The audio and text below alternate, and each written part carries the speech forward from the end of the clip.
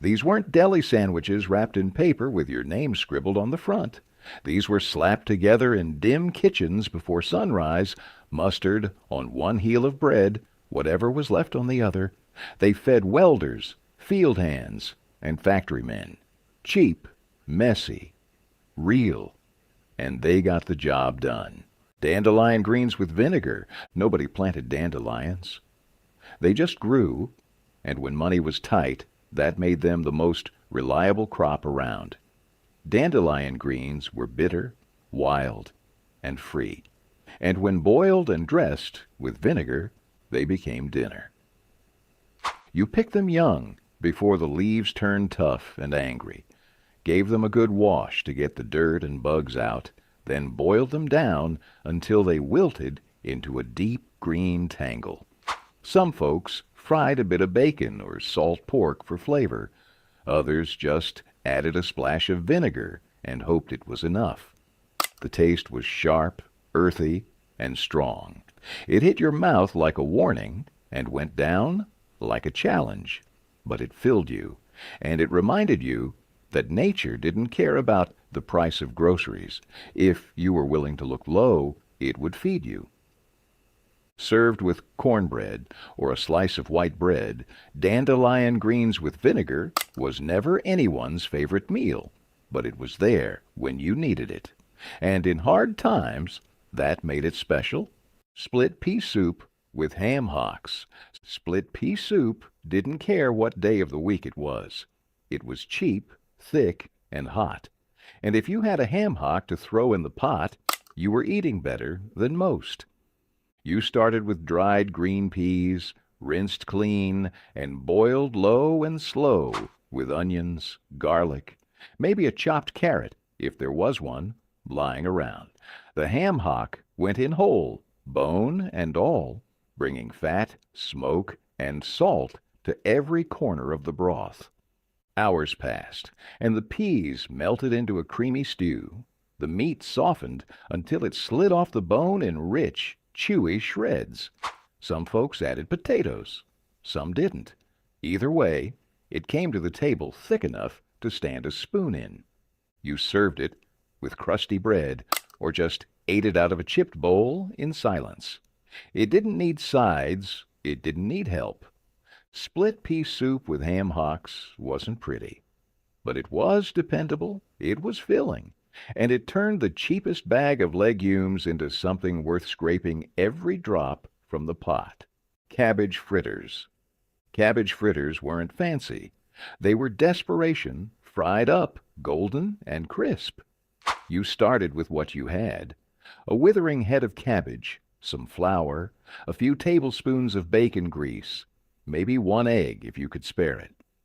You shredded the cabbage fine, stirred it into a loose, sticky batter, and dropped fat spoonfuls onto a hot skillet.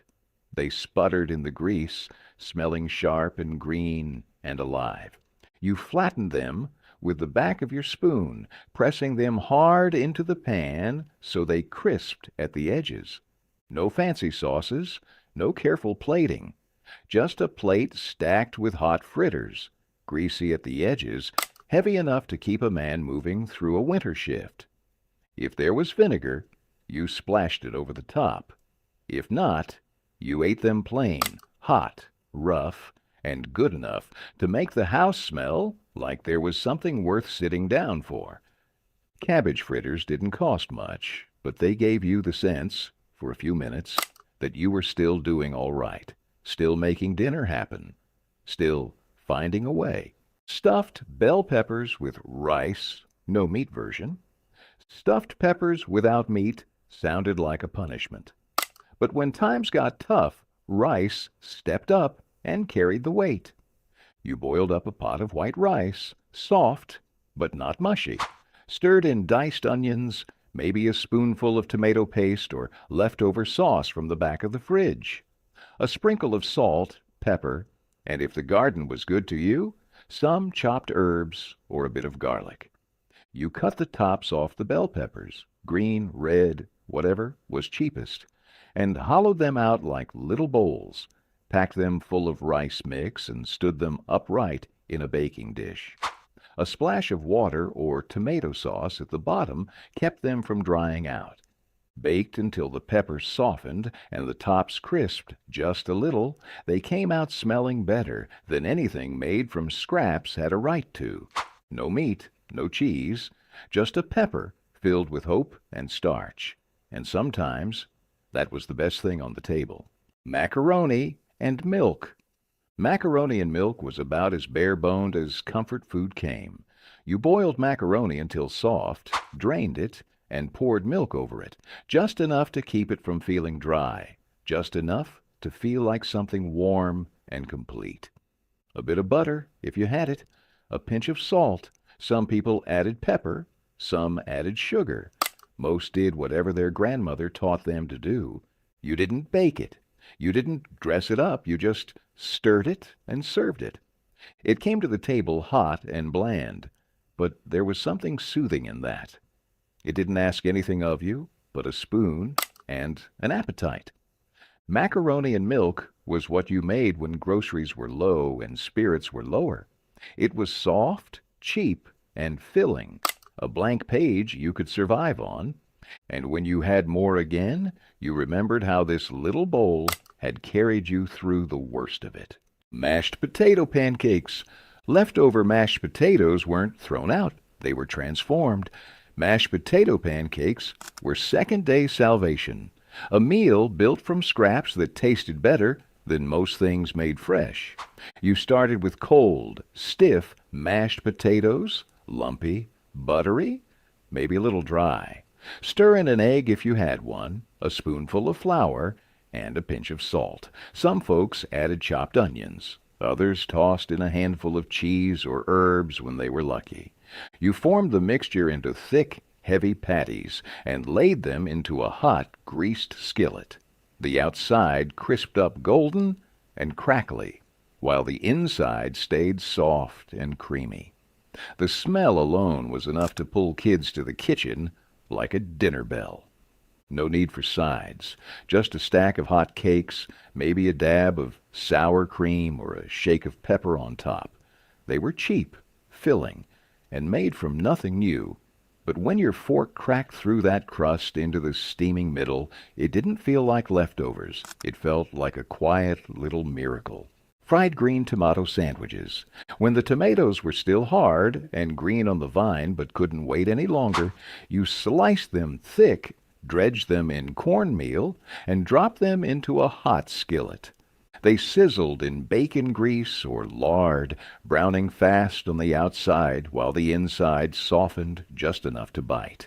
The edges crisped, the middle stayed tart, and the smell filled the house with something that felt better than it cost. You laid the hot slices between two pieces of white bread, maybe with a smear of mayo, if there was any left in the jar. Some folks added lettuce. Most just pressed the sandwich together while the tomatoes were still spitting heat and juice. It didn't look fancy, and it didn't last long on the plate. Fried green tomato sandwiches were born from impatience, necessity, and the knowledge that even unripe food had value if you treated it right. In homes where the garden fed the table and the paycheck didn't always arrive, this was a meal that reminded you the backyard could feed you just as well as any grocery store. Potato soup with saltine crackers. It didn't get much simpler or more stubborn than potato soup. You peeled and chopped potatoes rough, boiled them with a little salt until they softened, then mashed them half-heartedly right there in the broth. A splash of milk if you had it, a pat of butter if you could spare it. Otherwise, just water and starch, and the quiet satisfaction of knowing there'd be something hot in every bowl. Saltines sat in a chipped tin on the counter. You crushed them over the soup, letting them melt into the broth, thickening it just enough to feel heavy on the spoon. It wasn't gourmet. It wasn't even fancy enough to pretend. But it filled your belly, warmed your hands, and reminded you that even when the cupboards were thin, dinner still showed up if you worked for it. Cabbage and noodles, haluski. This was old country food brought to the New World's poorest tables. cabbage, and noodles. Haluski, if you were raised on it, was butter, starch, and brassica turned into belly-filling gold. You boiled egg noodles soft and set them aside. Meanwhile, a whole head of cabbage, chopped thick, hit a skillet with butter or bacon grease. Fried slow, it browned at the edges, turned sweet, and filled the house with a smell that made your stomach growl.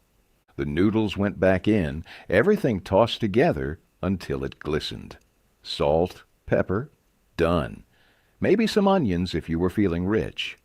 It wasn't a side dish. It was dinner, and it didn't need to be anything more. Haluski didn't try to prove a point. It just made sure you were fed, and that you'd want more tomorrow. Fried cabbage with bacon grease. A head of cabbage didn't look like much sitting on the counter, but slice it up, throw it in a skillet, slicked with bacon grease, and suddenly it became a dinner that could carry a family. The trick was in the sizzle. You wanted the heat high, the pan loud, and the cabbage brown just enough to turn sweet at the edges. The bacon grease did more than fry. It soaked in, filling every bite with the ghost of meat long gone. Sometimes you added a sliced onion, sometimes a pinch of sugar, but most of the time it was just salt, pepper, and whatever willpower you had left that day. Piled high on a plate beside a heel of bread, fried cabbage was proof that simplicity didn't mean weakness. It meant you knew how to take what you had and make it taste like something worth remembering. Cornmeal gravy over biscuits. Gravy didn't need drippings. It didn't need sausage. Sometimes it didn't even need meat at all. It needed cornmeal, water, and stubbornness. You browned a handful of cornmeal in a hot skillet, stirring it steady, letting it go just dark enough to smell like roasted corn. Then you poured in water, slow, careful, and kept stirring until it thickened into something closer to porridge than gravy. Salt, pepper, maybe a crack of cayenne if you were lucky enough to have a spice tin tucked away. You split open rough-made biscuits, flour, water, and lard slapped together and baked quick, and poured the cornmeal gravy over the top, hot and heavy. It wasn't silky, it wasn't pretty. It was thick, hearty, and stuck to your ribs like the memory of every hard season you'd lived through. Cornmeal gravy over biscuits wasn't something you served to company. It was something you served to family, to tired hands, to empty pockets. And for all its plainness, it filled you with a warmth that no fancy sauce ever could. Macaroni and tomatoes. There was nothing glamorous about boiled macaroni dumped into a skillet full of canned tomatoes, but when you were broke, it tasted like pure genius. The macaroni soaked up the sharp, sweet tang of the tomatoes, stretching a 50-cent can and a handful of dry noodles into a meal that could feed 3 kids and still have a little left over for tomorrow. Salt, pepper, maybe a knob of butter if you were lucky. That was it. No fancy herbs, no Parmesan showers, just tomatoey, slippery noodles on a chipped plate, steaming in the kitchen, while the radio played something soft in the background. Fried salt pork with grits. Salt pork was never the main event. It was the seasoning, the edge, the crackle. But if you had a thick slice and some grits to go with it, you had dinner. You sliced the salt pork into thick slabs, tossed them in a hot skillet, and waited until they blistered and curled. The fat rendered out, filling the pan with flavor. While that sizzled, grits simmered on the back burner, slow cooked, salted just enough, and stirred until they were smooth as cream. When the pork was done, you poured the hot fat into the grits, stirred once, and plated the meat right on top. It was salty, rich, and hot.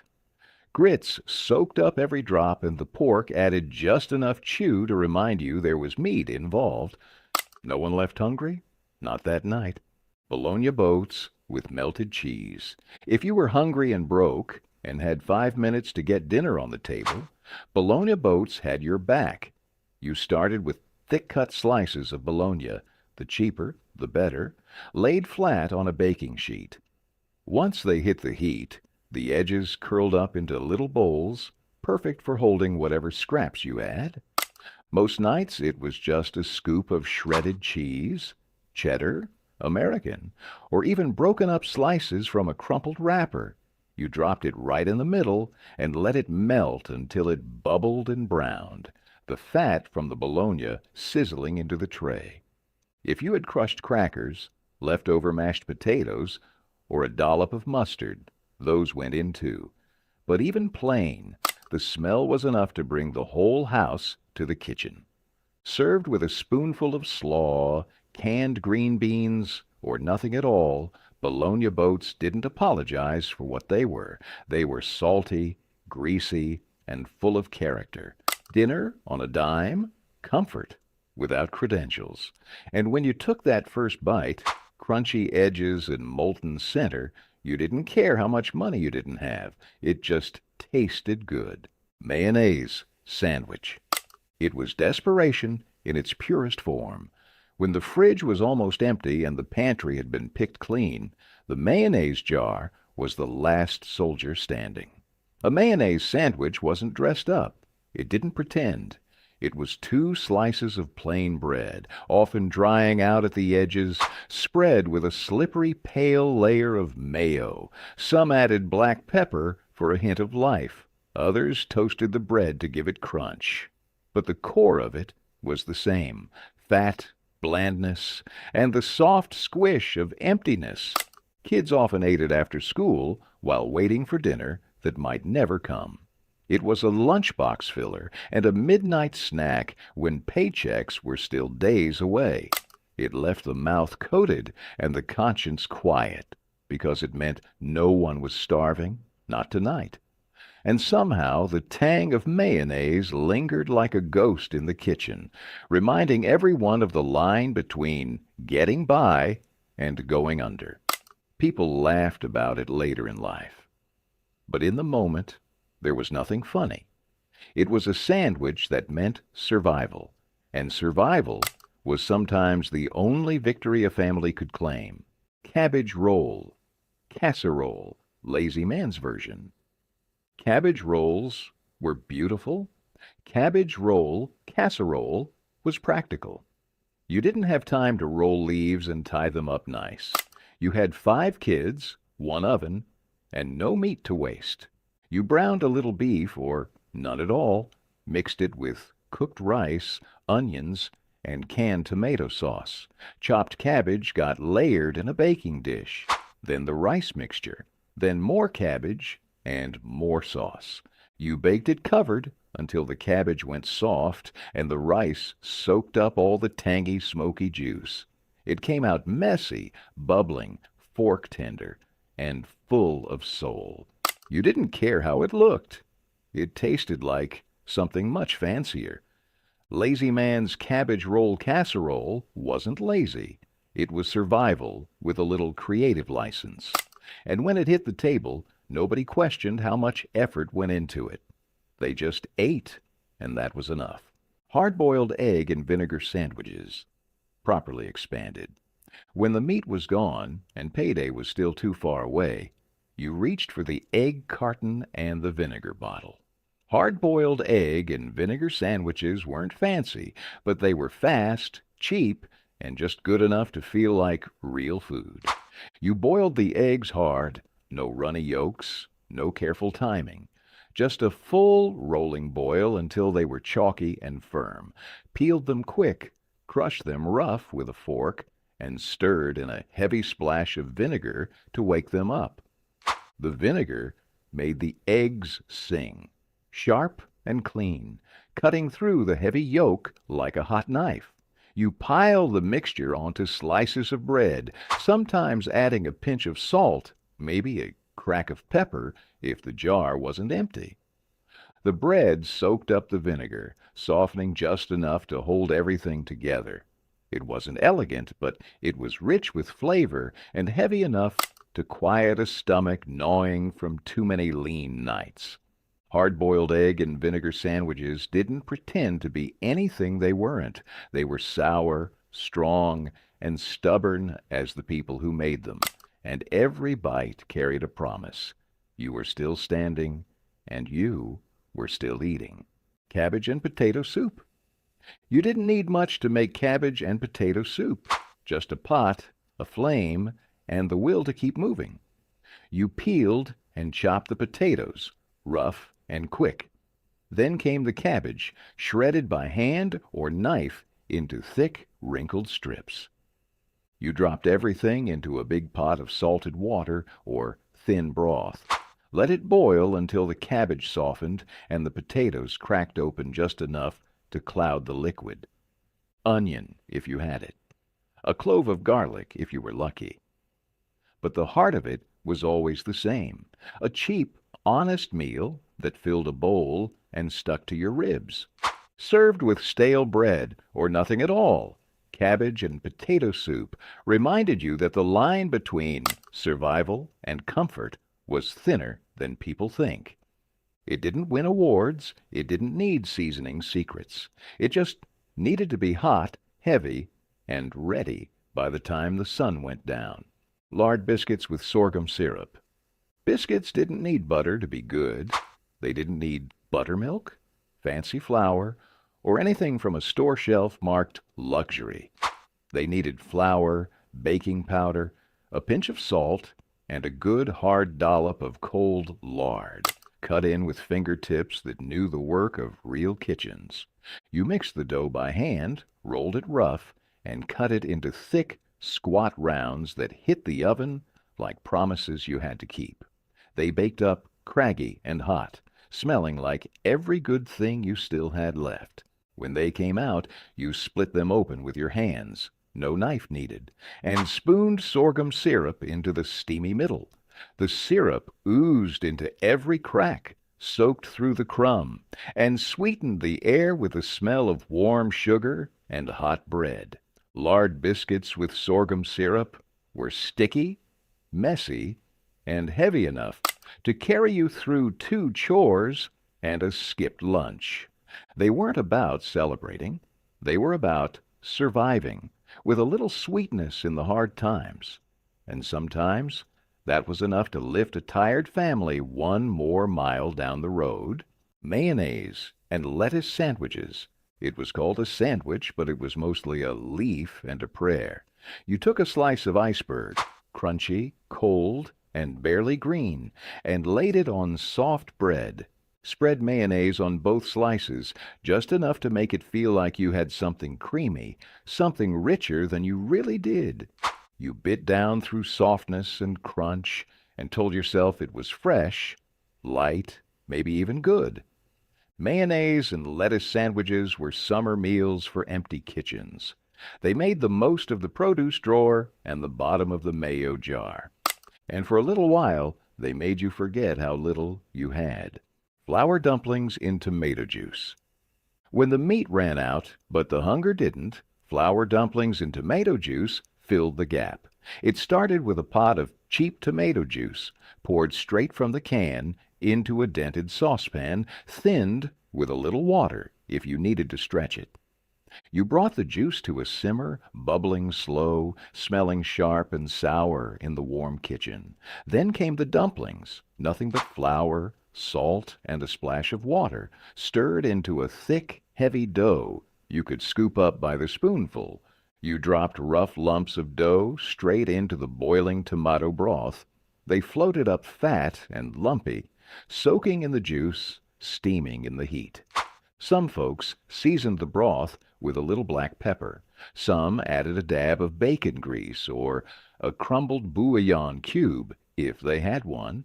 Most just let it be, simple and sharp, the dumplings soft and chewy against the tangy broth.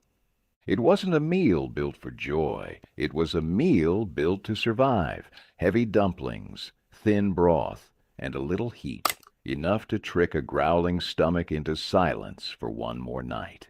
onion and tomato salad with bread. Sometimes all the garden gave you was onions and tomatoes, and when that happened, you didn't curse it.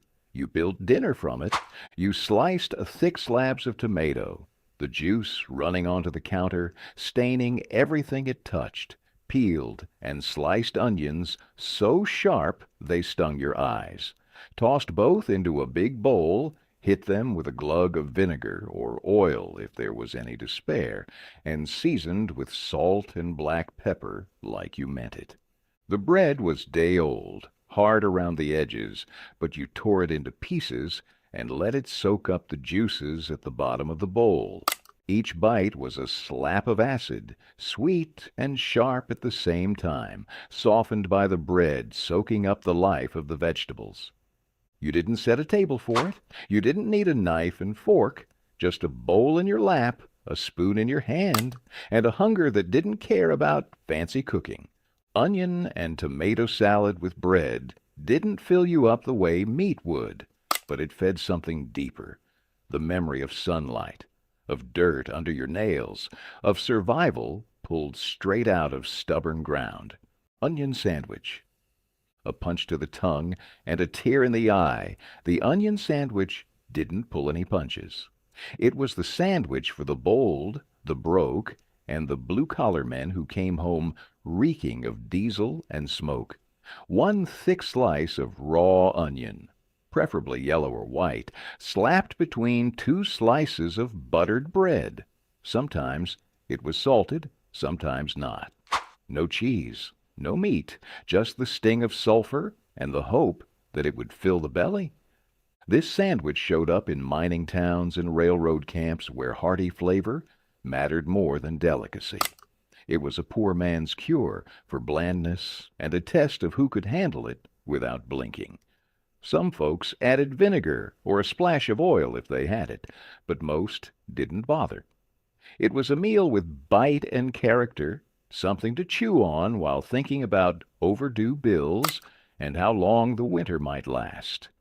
The onion sandwich didn't try to be likable. It was honest, brutal even, but it worked, and in a time when dignity was often the first thing poverty stole, it offered a strange kind of pride. You ate it, wiped your mouth, and got back to work. Liver spread on crackers. In houses where nothing got wasted, even the scraps of liver were given new life. Liver spread on crackers was poor man's pâté, rough, strong tasting, but filling enough to make a meal when there wasn't much else around. You started by boiling or frying up the liver, beef, chicken, pork, whatever you could find cheap, until it was cooked through and crumbly. Then you mashed it into a coarse paste with whatever fat you had lying around, bacon drippings, lard, or butter if you were lucky. Salt, pepper, and maybe a pinch of onion powder or garlic made it just palatable enough. You spread it thick onto saltines or old biscuits, stacking them up until the liver filled the gaps between the cracks. It was salty, earthy, and bold, something you ate not because it was delicate, but because it was heavy and stuck with you. Each bite carried the iron tang of survival, a flavor that didn't apologize for its rough edges. You could feed 3 kids and 2 tired adults on a plate of liver spread and crackers. And in those kitchens, that meant success. It was food that came from necessity, dressed up just enough to trick the mind into calling it a meal. Scalloped potatoes and onions. There wasn't a casserole dish in town that hadn't seen scalloped potatoes and onions. It was a staple, simple, cheap, and stretched so far it might as well have been elastic. You sliced the potatoes thin, real thin. Onions, too, layered them in a buttered pan with a little salt, maybe a sprinkle of flour between each level, and poured watered-down milk or canned evaporated milk over the whole thing. Baked low and slow, the top turned golden and crusty, while the bottom simmered into a soft, starchy comfort. No cheese, no cream, just patience. You pulled it out when the edges bubbled and the smell filled the kitchen. Rich, savory, and just a little sweet from the onions. It was dinner by itself, or a side to stretch out a lonely pork chop or a spoonful of beans. Scalloped potatoes and onions didn't claim to be a feast, but it was hot, filling, and could feed 6 people with 3 potatoes. In a house where the lights flickered and the fridge echoed, that made it royalty. Cold meatloaf, sandwiches. Meatloaf always got better the second day, once the fat firmed up and the seasoning settled into every bite. Cold meatloaf sandwiches were about making yesterday's scraps into today's prize. You cut thick slices straight from the fridge, slapped them onto white bread, and squirted a heavy line of mustard across the top. No fancy toasters, no fancy sauces, just meat, bread, and whatever dignity you could scrape together on a Tuesday morning. Sometimes a slice of onion made it into the sandwich. Sometimes just a pickle on the side. Either way, it was sturdy, heavy, and enough to keep you moving until quitting time. Hot dog and potato hash. It was a scramble, a messy, glorious scramble of chopped hot dogs and diced potatoes fried hard in a big skillet, the potatoes browned and crisped at the edges, the hot dogs split and sizzled, their skins blistering in the heat. Sometimes an onion found its way into the pan. Sometimes a leftover scrap of cheese melted over the top if you had something fancy like that lying around. You piled it onto a plate, doused it with ketchup or mustard if you wanted, and ate standing up at the stove because sitting down took too long. Hot dog and potato hash wasn't a meal you planned. It was a meal you survived, and most nights that was good enough. Onion and tomato salad with bread.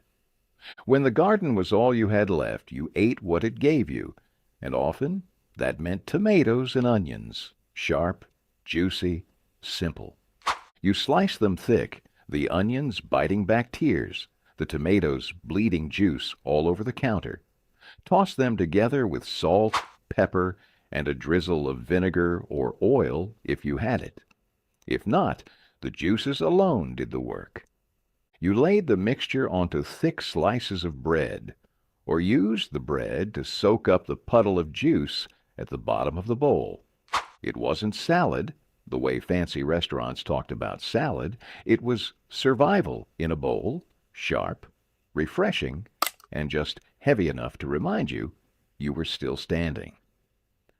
Onion and tomato salad with bread wasn't built for presentation. It was built for hot kitchens with fans in the windows and not much else in the icebox. And somehow, on the right summer evening, it tasted like the richest thing in the world. Canned sardines on crackers. You didn't need a stove to make this meal, just a can opener, a stack of saltines, and an empty stomach. Canned sardines on crackers were the kind of dinner you could fix with one hand while the other rubbed the exhaustion out of your face.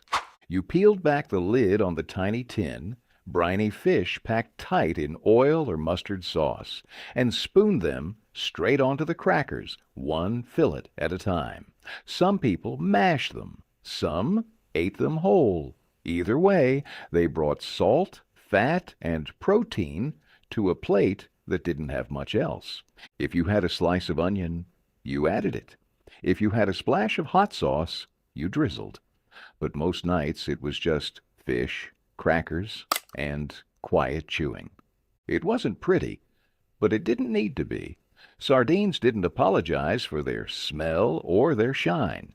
They just fed you, fast and full, when the fridge was empty and the pantry echoed.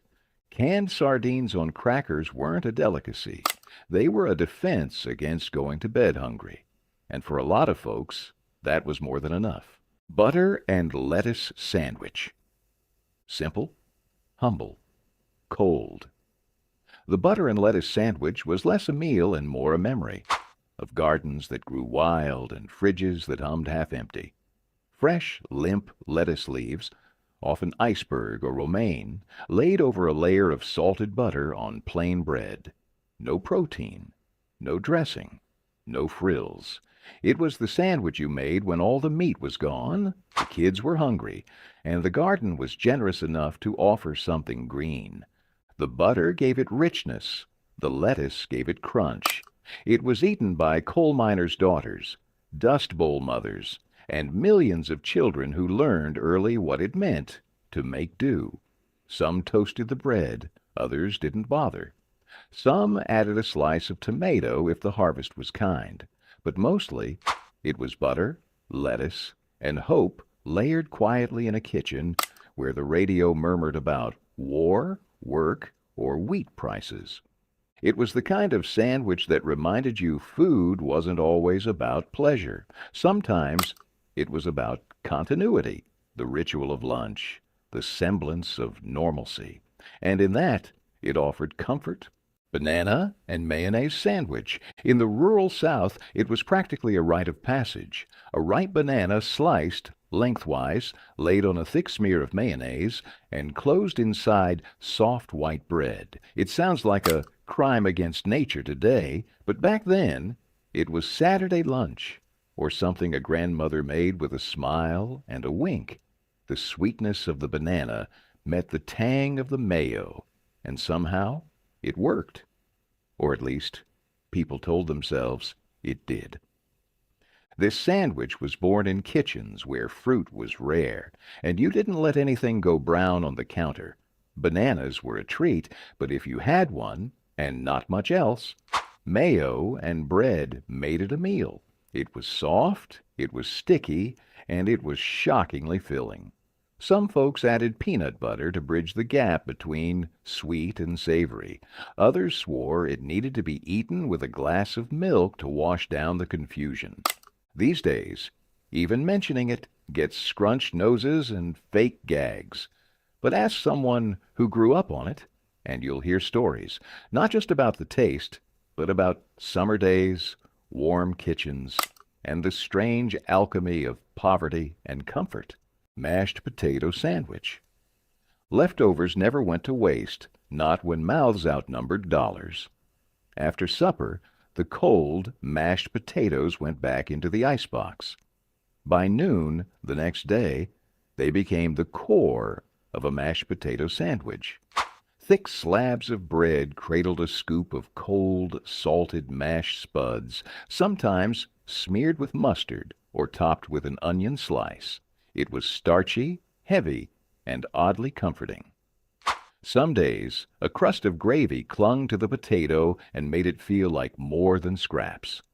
This was a lunchbox favorite for mill workers, coal miners, and school kids alike. Easy to make, cheap to pack, and dense with enough carbs to keep the belly full. It wasn't elegant, but it did the job. Some toasting the bread gave it contrast. Others preferred it soft. It often showed up on Mondays, when Sunday's roast was long gone, but the potatoes lived on. The sandwich was a quiet reminder that in hard times, food was circular. Nothing ended. It just changed shape. Leftovers were sacred, and sandwiches like these were a badge of resourcefulness. Apple cider vinegar stew. This was depression food, sour, simple, and stronger than it looked. Apple cider vinegar stew started with whatever root vegetables you had, potatoes, onions, carrots. You peeled what needed peeling, chopped it all coarse, and threw it into a pot with water and a splash of cider vinegar. The vinegar cut through everything, brought brightness to the broth, and made up for the absence of meat. Sometimes there was a scrap of bacon or salt pork. Sometimes just a bay leaf or a clove of garlic.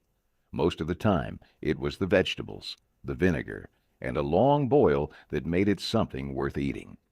You served it hot, ladled into bowls, and eaten with a spoon scraped across the bottom. It wasn't rich, but it was honest. It woke up your tongue, warmed your stomach, and reminded you that a little bite could be a blessing. Oatmeal and bacon. Fat. There were nights when you didn't have sugar. No brown sugar, no syrup, no honey. Just a sack of oats and the old coffee tin of saved bacon grease by the stove. You boiled water, poured in the oats, and stirred until they thickened into something heavy and plain. Then you scooped in a spoonful of bacon fat, greasy, smoky, salted from breakfasts long gone, and stirred until the whole pot took on the flavor of better days. It wasn't sweet, it wasn't delicate, it was salty, hearty, and heavy enough to anchor a man to the ground through another freezing morning. You didn't dress it up. You ate it straight, bowl in one hand, spoon in the other, standing at the kitchen counter if the table was already piled with unpaid bills. Oatmeal with bacon fat wasn't a meal you made because you liked it. It was the meal you made because it stayed in your gut like armor. It was heavy and plain and real, and it kept you going when there wasn't much else to hold you up. Burnt toast with milk. Sometimes meals didn't start with fresh bread. They started with whatever bread had been left too close to the flame or forgotten on the rack until it blackened and cracked. Burnt toast wasn't something you threw out. It was something you revived with hot milk and stubbornness. You scorched the bread hard, sometimes on purpose, sometimes because there was no one standing at the stove. Then you broke it into pieces and dropped it into a battered bowl. You heated milk on the stove, scalded it just shy of boiling, and poured it over the crumbled, blackened bread. The milk softened the crust, took the bite out of the burnt edges, and turned what would have been waste into something warm enough to quiet an empty stomach. Sometimes you added a spoonful of sugar or a pinch of salt if there was any left. Most of the time, it was just milk, bread, and steam curling up into your face. Burnt toast with milk wasn't comfort food in the way people talk about today. It was survival food, a way of refusing to waste anything and finding a little heat in a cold house when there wasn't much else to hope for. Oxtail stew with vegetables. Oxtail wasn't for the faint of heart or the short on time. It was bony, gristly, and cheap. But if you knew what you were doing, it turned into the richest stew on the stove. You browned the pieces first, fat crackling in the pan, then dropped them into a big pot with water, onions, garlic, and whatever root vegetables hadn't gone soft yet, carrots, turnips, potatoes. It simmered for hours. The meat slowly pulled from the bone, melting into the broth until it turned thick, savory, and dark as leather. The marrow gave it weight. The vegetables gave it sweetness. The thyme gave it magic. By the end, there wasn't a person at the table who wasn't wiping their bowl clean with bread or fingers. Oxtail stew was proof that patience pays off, even if you started with nothing but bones. Baked bean sandwiches. You took a can of baked beans, warmed it on the stove, and slapped a scoop onto soft white bread, folded it over, no knife needed, no plate required. The beans were sweet, sticky, and heavy with molasses. The bread soaked it up until it nearly fell apart in your hands. It was messy, it was simple, and it was good. Some folks added onions or mustard. Most didn't. Baked bean sandwiches weren't fancy. They weren't supposed to be. They were just one more way to take a cheap can and stretch it into something that felt like a meal. Egg drop soup with scraps. This wasn't a recipe, it was a last stand. When all you had was a broth base, a couple vegetables, and one egg, you made egg drop soup. Water and bouillon made the broth. Maybe there was a real chicken carcass left from Sunday. More often, it was just hot, salty liquid with a few scraps of onion, celery, or carrots tossed in from the back of the icebox. The egg was the magic.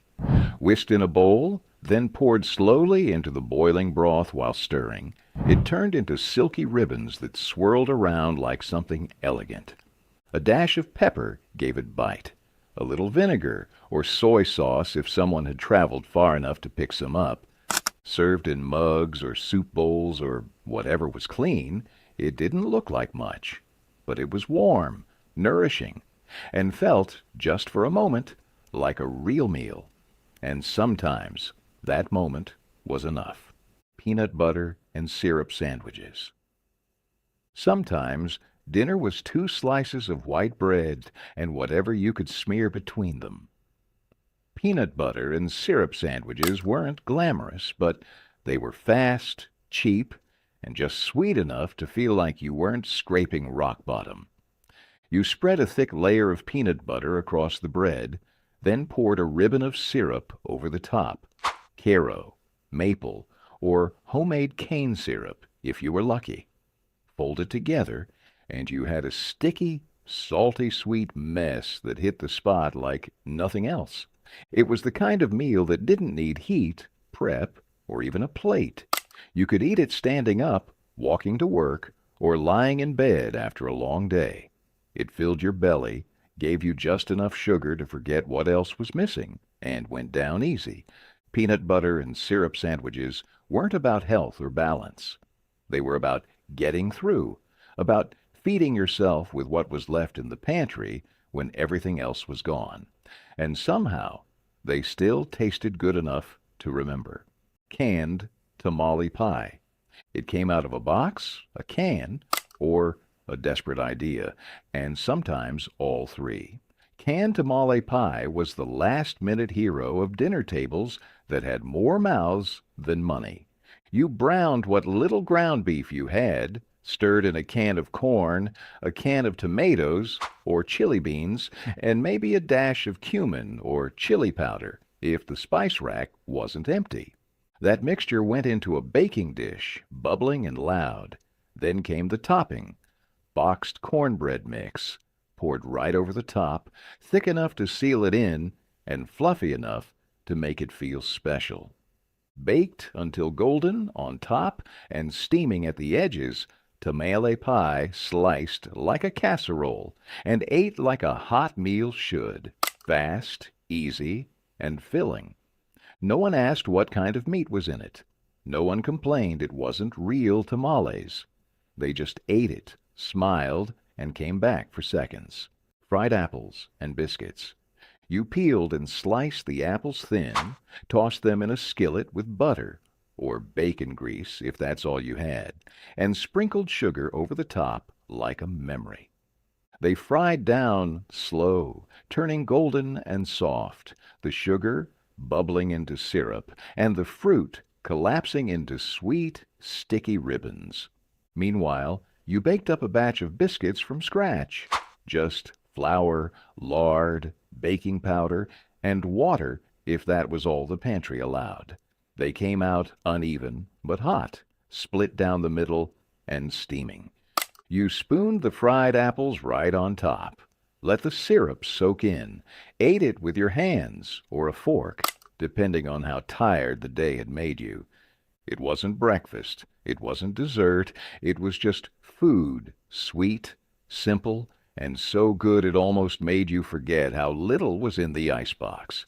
Fried apples and biscuits reminded you that comfort didn't need cost. It needed heat, time, and a little sugar. Noodle and ketchup skillet. This wasn't spaghetti. This was survival. You boiled a handful of dry noodles, elbows, egg noodles, whatever was cheapest, and when they were soft, you drained them and dumped them back into the skillet. Then came the ketchup, not sauce, ketchup. Squeezed straight from the bottle, stirred in until the noodles turned red and slippery. A pinch of salt, maybe a little pepper. Some folks added chopped onion, if they had it, or a cube of butter to smooth it out. You let it sizzle for a minute, the ketchup caramelizing just enough to smell like something more than what it was. It hit the plate hot, sweet, and tangy. It wasn't trying to taste like Italian food. It wasn't trying to taste like anything but enough. Noodle and ketchup skillet didn't pretend. It filled the belly and stretched the budget. And for families who didn't have meat or cheese or even a can of tomato sauce, it got the job done. Cornbread pancakes. Cornbread pancakes weren't a recipe you measured. They were a recipe you remembered because there was nothing else left in the kitchen. You took cornmeal, cheap, gritty, and honest, and stirred it with water, maybe a little salt if you still had any. No eggs, no milk, no butter, just the barest things that could stretch into food. You heated a cast iron skillet, slicked it with bacon grease if you had it, or just rubbed it with lard or oil. Then you dropped spoonfuls of batter straight into the sizzling pan. They spread out into ragged circles, edges bubbling and crisping before you flipped them over with a battered spatula or just the edge of a knife. They came off the skillet golden, hot, and smelling better than they had any right to. You ate them stacked up with a smear of sorghum syrup if you were lucky, or plain if you weren't. They soaked up whatever you poured over them, soft in the center, crunchy at the edges. Cornbread pancakes didn't pretend to be a feast. They were rough, fast, and filling, fuel to get you through one more day without breaking under the weight of it all. And somehow that was enough. Dried apple and rice bake. This was a pantry dish, built from things that didn't go bad, even when everything else did. You boiled rice until tender, then folded in a handful of dried apples, chopped rough, a little sugar, a bit of cinnamon, and a spoonful of lard or butter turned it into something that almost felt like dessert. You poured it into a baking dish, baked it until the top set and the apples softened, then spooned it into bowls while it was still warm. It wasn't a flashy meal. It was quiet, simple, and sweet in a way that stuck with you. Dried apple and rice bake was what you made when you wanted comfort, but the store was too far, and the money was too short. And when you sat down to eat it, spoon in hand, it tasted like home. Sloppy Joe stretch, heavy sauce, little meat. You didn't need much beef to make a sloppy Joe, just enough to color the sauce. That was the stretch. Start with a half-pound of ground beef, browned and broken, fine in the skillet. Then came the bulk, ketchup, mustard, maybe a little vinegar or brown sugar, onions if you had them, oats, or breadcrumbs if you wanted to pad it out further. The sauce simmered until it thickened, coating every crumb of meat until it looked like more than it was. Piled high on soft white bread, or whatever rolls you could get your hands on, it oozed out the sides and made a mess that said, "Real food is happening here." Kids loved it. Adults leaned back full, and nobody asked how much meat was actually in there, because dinner was hot, sloppy, and good enough to forget the math. Cold spaghetti sandwich. Back then, leftovers didn't sit quietly in Tupperware waiting to be forgotten. They got slapped between slices of bread and became tomorrow's lunch. Cold spaghetti, sauce and all, was no exception. You'd take yesterday's noodles, stiff and tangled into little matted clumps, and lay them out across white sandwich bread like some kind of red-smeared haystack. Maybe a shake of Parmesan dusted over the top if you were lucky, or a slice of American cheese to bind it together. Most of the time, though, it was just cold pasta, tomato sauce, and bread. Kids brought it to school wrapped in wax paper. Factory workers ate it in the cab of a truck. It was messy, sure, sauce squeezing out the sides, staining fingers and lunch bags. But it was filling, and it was normal. Nobody flinched.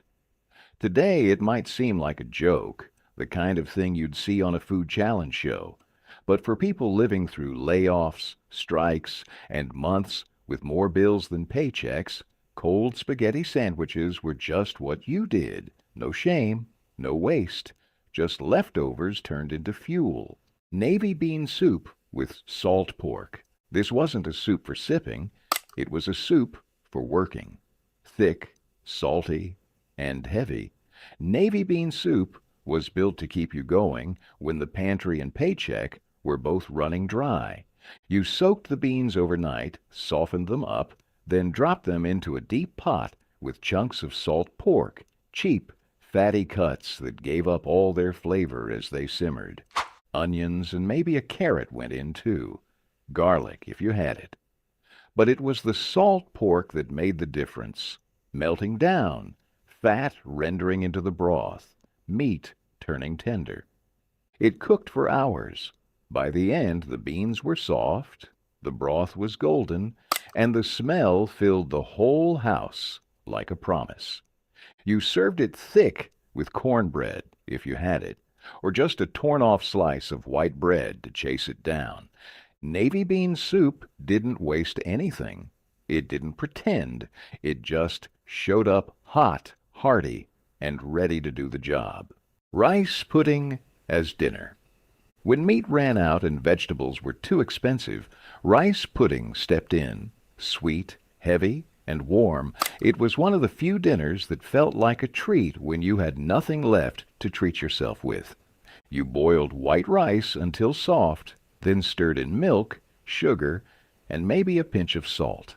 If the cupboards were kind, you added cinnamon or a handful of raisins.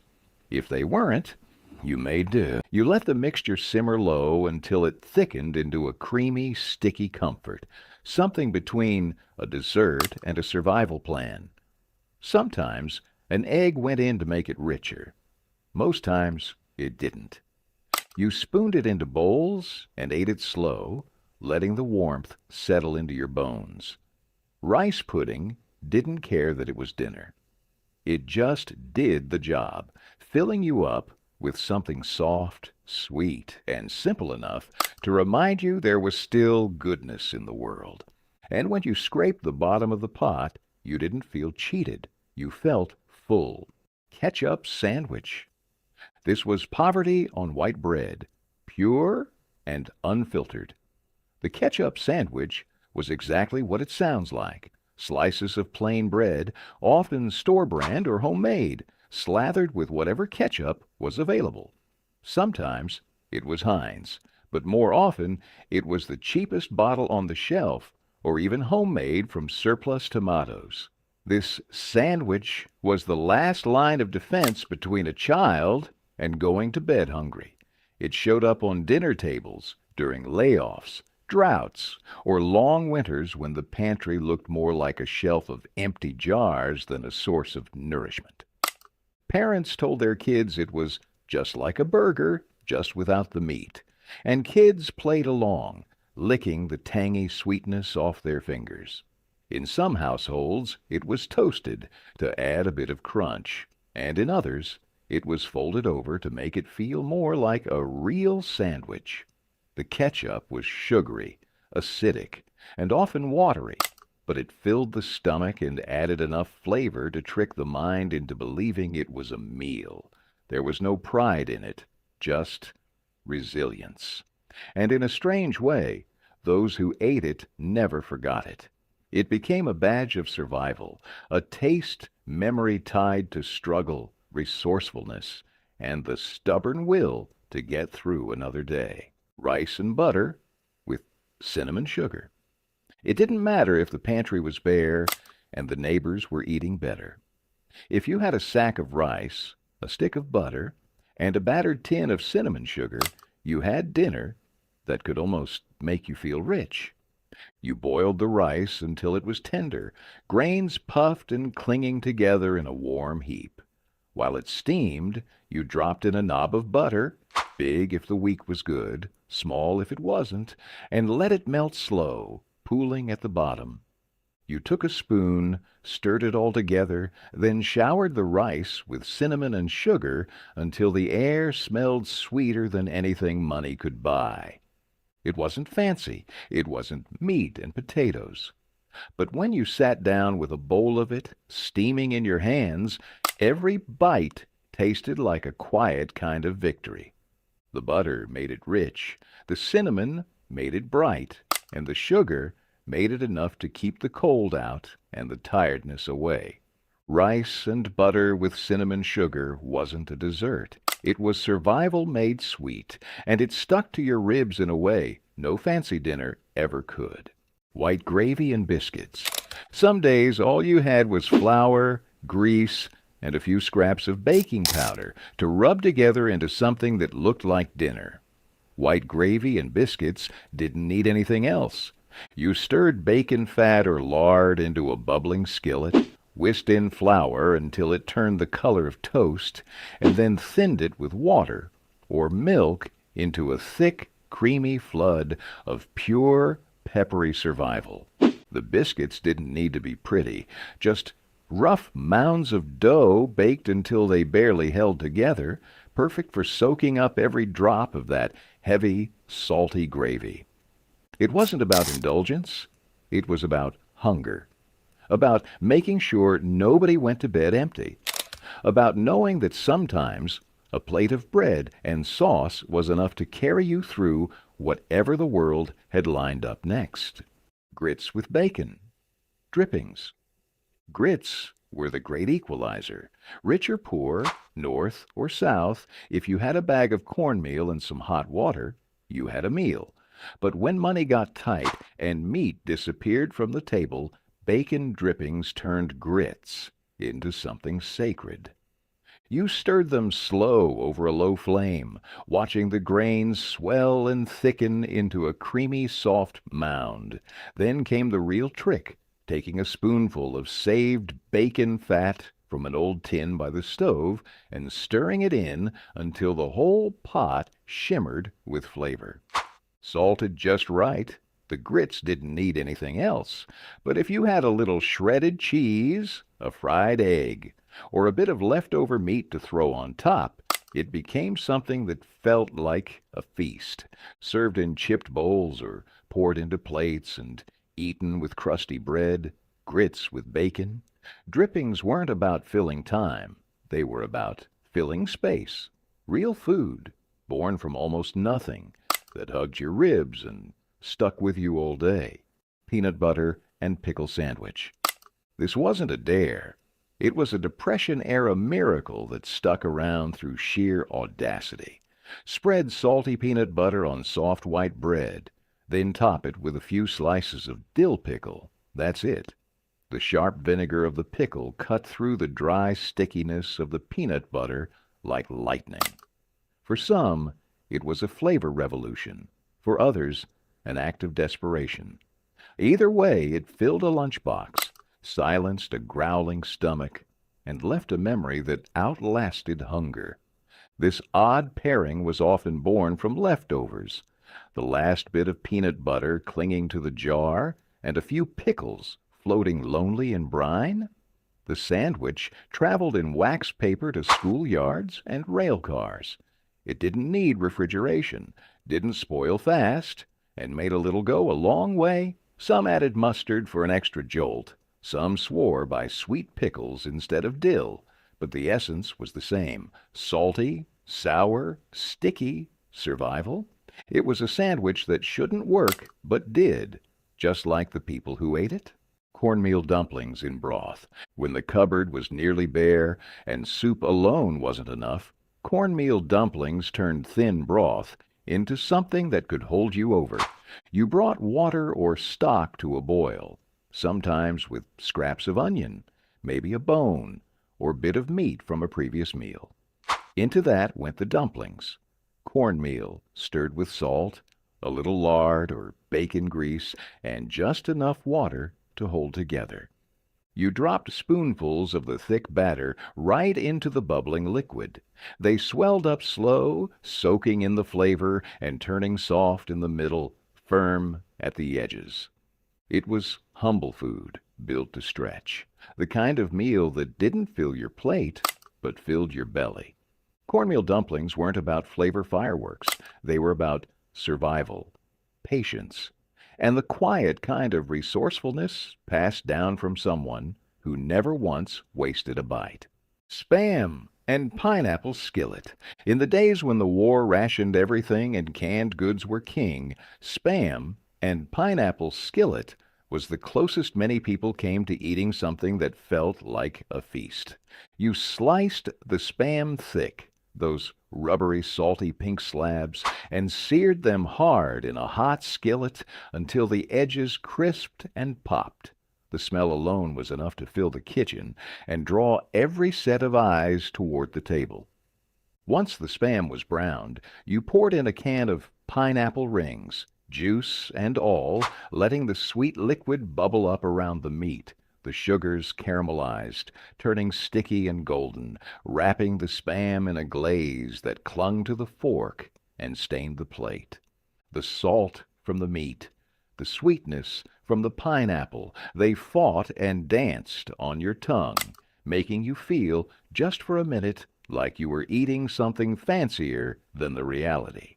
Served over plain white rice if you had it, or spooned onto a slice of bread if you didn't, Spam and pineapple skillet was simple, fast, and loud with flavor. It wasn't Hawaiian luxury. It was American ingenuity on a plate, and it made you grateful for every single bite. Salt pork and beans. Salt pork and beans was more than a meal. It was a method. You soaked the dried beans overnight, not because it was fancy cooking, but because the beans were stubborn and needed convincing. Come morning, they went into a big pot with slabs of salt pork, fatty, meaty, salty cuts that were closer to preservation than indulgence. As the pot simmered low and slow, the salt pork broke down, melting its flavor into every bean. The smell filled the house and stuck to the walls, thick, smoky, a scent that promised something worth waiting for. You didn't rush it. You let the beans get soft, the broth thicken, and the salt pork turn tender enough to fall apart under your spoon. Some folks added onions, a pinch of sugar, maybe some black pepper or molasses if the cupboard was generous. It came to the table with nothing but a slice of cornbread or white bread to soak up the juices. It wasn't delicate. It was tough, salty, and heavy in the best way. Salt pork and beans didn't just fill a plate. It filled a family, a workday, a week, and in hard times, that meant everything. Tomato sandwiches with salt and pepper. When the tomatoes came in, you didn't need much else. They were juicy, red, and still warm from the garden. You sliced them thick, laid them on white bread, and sprinkled them with salt and cracked black pepper. Sometimes there was mayonnaise, sometimes not. Either way, when you pressed that second slice on top, the tomato juice soaked through fast. You ate it leaning over the sink or the counter, wherever was easiest to wipe up the mess. It wasn't a fancy sandwich, but it tasted like summer and survival wrapped up in one. Tomato sandwiches were what you made when the pantry was bare, but the backyard still had something to give. You didn't need sides, silverware, or a story. Just ripe tomatoes, soft bread, and enough time to taste what the sun and soil had managed to produce. In some households, it was all there was for days, but it was enough. Onion soup with croutons and broth. You took 3 onions, not because you wanted to, but because that's all you had. You sliced them thin, fried them low and slow in a little butter or oil until they went golden and soft. Then you added broth, real if you had it, bouillon if you didn't. Let it simmer until the house smelled like something worth remembering. Meanwhile, you toasted old bread, cubed it rough, and dropped it into bowls. The soup got ladled over the top, the bread soaking in until it barely held together.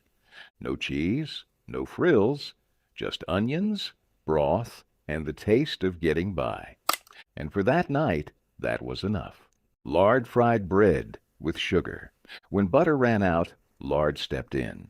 When jam and syrup were gone, sugar took their place. And when there wasn't much of anything else, you fried up slices of bread in hot lard, sprinkled sugar over the top, and called it dinner. The bread crisped at the edges and browned in the middle, soaking up the fat until it was golden and rich. The sugar melted just enough to form a crackling top layer that crunched between your teeth. You served it hot off the skillet, fingers greasy, faces sticky. It wasn't light, it wasn't healthy, but it was sweet, warm, and fast. Lard fried bread with sugar was the kind of meal you made when you needed to give someone something to smile about and had almost nothing to work with. It didn't last long, not on the plate, not in memory. But for 5 minutes, it felt like a treat. Sweetened condensed milk sandwiches. There were times when there wasn't meat, cheese, or even peanut butter left in the house, but there might be a dusty can of sweetened condensed milk tucked away in the pantry. And if there was, you had yourself dinner. You sliced open 2 pieces of white bread, soft if you were lucky, stale if you weren't, and poured thick, slow ribbons of condensed milk right across the middle. The milk pooled, heavy, glistening, sticky enough to glue the bread together without even trying. You folded the bread closed and bit down fast before it all ran down your wrists. The milk was sweet beyond sweet, dense with sugar and fat, coating your tongue and hitting your stomach like a stone wrapped in velvet. Some folks drizzled extra sugar over the top. Others dusted it with cinnamon or nutmeg if there was anything fancy left in the spice cabinet. But it didn't need it. Sweetened condensed milk sandwiches weren't meals you served with pride. They were meals you served because sugar was calories, and calories were survival. And for a few sticky, glorious minutes, they made the world seem a little softer.